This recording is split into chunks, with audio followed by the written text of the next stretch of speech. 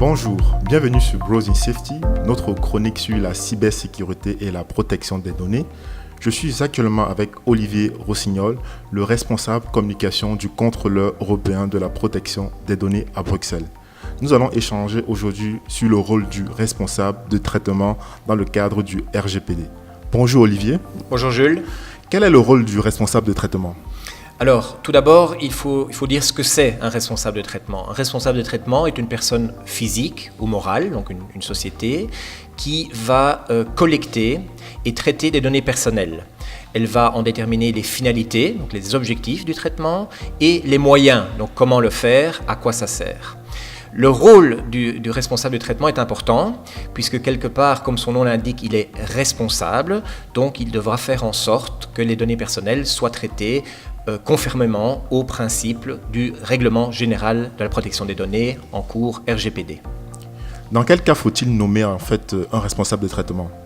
Alors, un responsable de traitement n'est pas nommé disons tel quel, il s'impose, puisqu'à partir du moment où il décide, met en place de manière légale une collecte et un traitement des données personnelles, il doit être clairement responsable, il doit être clairement identifiable pour les individus dont les données personnelles sont traitées.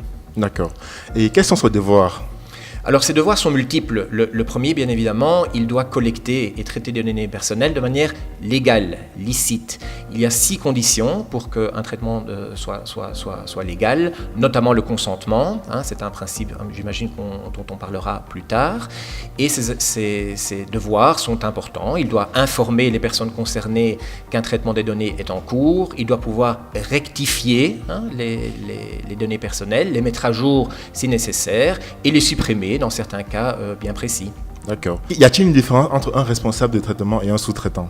Alors oui, en effet. Donc le responsable de traitement, comme son nom l'indique, est responsable du traitement. Le sous-traitant, comme son nom l'indique aussi, va traiter des données personnelles au nom et pour le compte du responsable de traitement.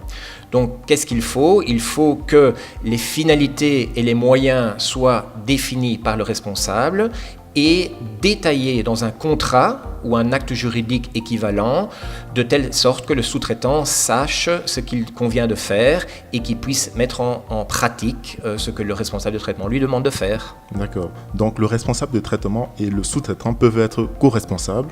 Oui, dans certains cas de figure, c'est le cas, mais dans la majorité des cas, le responsable est responsable et le sous-traitant travaille pour compte au nom du responsable et met en pratique les finalités et les moyens qui sont définis par le responsable du traitement. D'accord. Est-ce qu'une autre personne peut traiter les données de mon organisation ? Alors, non, puisqu'à partir du moment où mon organisation, donc le responsable de traitement, demande à quelqu'un d'autre de traiter les données personnelles en son nom, elle doit le faire via un acte juridique, donc via un contrat, qui va détailler toutes les opérations qui doivent être mises en place, et donc on appelle cette personne-là le sous-traitant. Ok. Et donc les devoirs du responsable de traitement doivent être spécifiés dans un contrat, c'est bien ça ? Alors, les obligations du responsable de traitement, non, ils sont prévus par la loi, par le RGPD. D'accord. Le sous-traitant, oui. Donc tous les détails, toutes ces responsabilités sont consignées dans un acte juridique, dans un contrat, bien évidemment. Et est-ce qu'on peut spécifier un exemple de responsable de traitement et de sous-traitant dans ce cas de figure ? Alors je pourrais en citer 2. Oui. Je prendrais une société internationale qui vend, des produits chimiques par exemple, Oui. et qui décide de sous-traiter l'ensemble de la paye de ses employés à une société Y. Donc concrètement, la société qui vend des produits chimiques est le responsable de traitement.